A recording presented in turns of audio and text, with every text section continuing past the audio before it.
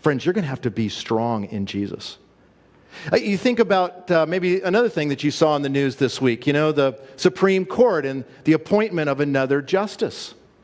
And this is really important. If you've read the Bible at all, man, God cares about, he's the one that sets up a court system. And he says the judges need to be the best people in the land, the people that fear God, the people that will not be driven by bribes and personal ambition, but they need to fear God and do what's right. And so this week, maybe you saw this in the news where Judge Jackson's being questioned about being appointed and probably will be in April. And maybe you saw this. Just listen to this. Just listen.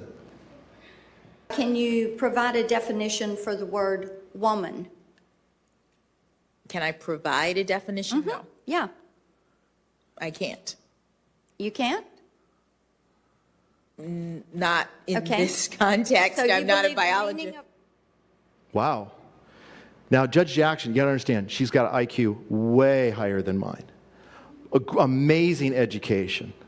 She's an amazing person. But listen, once you abandon God, you can't even answer simple questions. And when you dodge things like this in a court setting, maybe I'm just dodging it. Well, okay, that is an admission of guilt. Anybody that's been in court, when you ask a question, someone's dodging it. And I don't know what your emotional response was when I saw that this week. My first response was I was by myself. I almost broke down in tears just in the sense of this is a divine judgment. When the smartest people in the country cannot define a woman, friends, we're in trouble. Do you understand that the Supreme Court's going to be making decisions who you bump into in the bathrooms? It has everything to do with our lives. And then moving from that emotion, I was like, well, a 5-year-old who's grown up in our church could probably answer the question. A woman is my mommy. She's my mom. I was in her tummy. It may not be a real decisive sort of answer, but you should be able to give one. You should be able to get one. And I pray that because of our study, when you saw that this week, you responded with a theological answer. What's the theological answer? Genesis chapter 1, verse 26. In the beginning, God created man, and he made them what? Male and female. And he said to them, be fruitful, multiply, fill the earth, have dominion over it. So they were made in his image, both male and female. And then, unlike everything else in the universe that's not made in his image, and then they have this responsibility of dominion, that's leadership over the world. The world doesn't believe that, wants to tear that down. And then be fruitful, multiply, fill the earth. Oh, we don't want to fill the earth because people are evil. They're the maggots on the earth. Exactly the opposite. And then I hope that you thought of the next chapter in the Bible, because you remember it zeroes down on the creation of Adam being made from dust. And then remember, God empowers him and charges him to name all of the animals. And you remember he's sitting there and he's in this depressed state because there was no one suitable for him, no one corresponding to him, no one like him. I mean, you've got, bull elk and cow elk. That means males and females. And then you've got roosters, that's the male, and the hens, that's the females.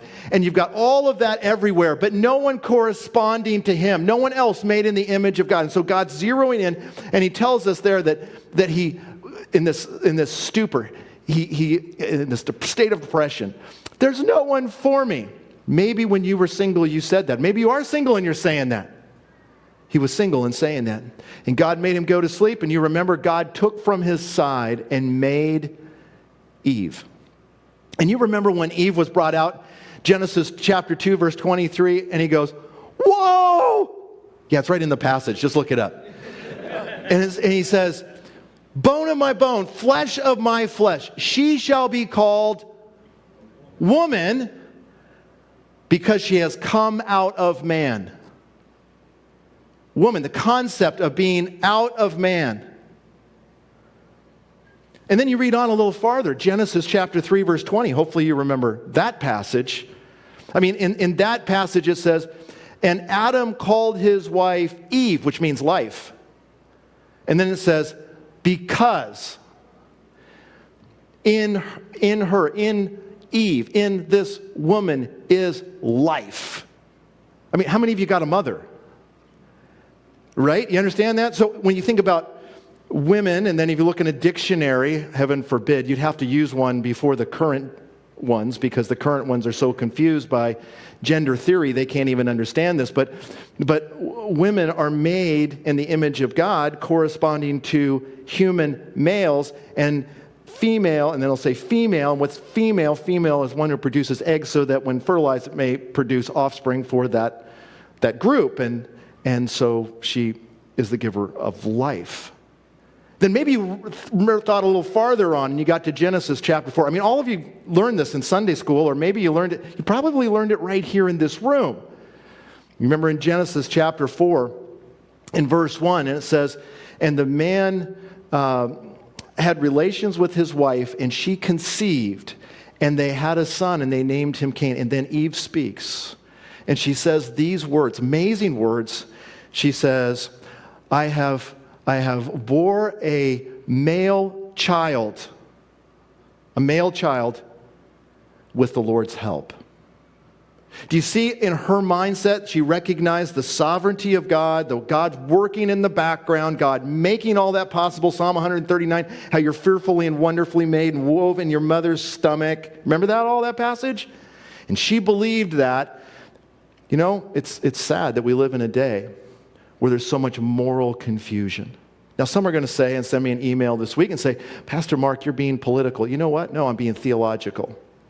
That question is a theological question as to the uniqueness and glory of women being made in the image of God and accomplishing what God's creative design has made. Praise God for that. You're going to have to be strong, friends. You're going to lose neighbors, friends.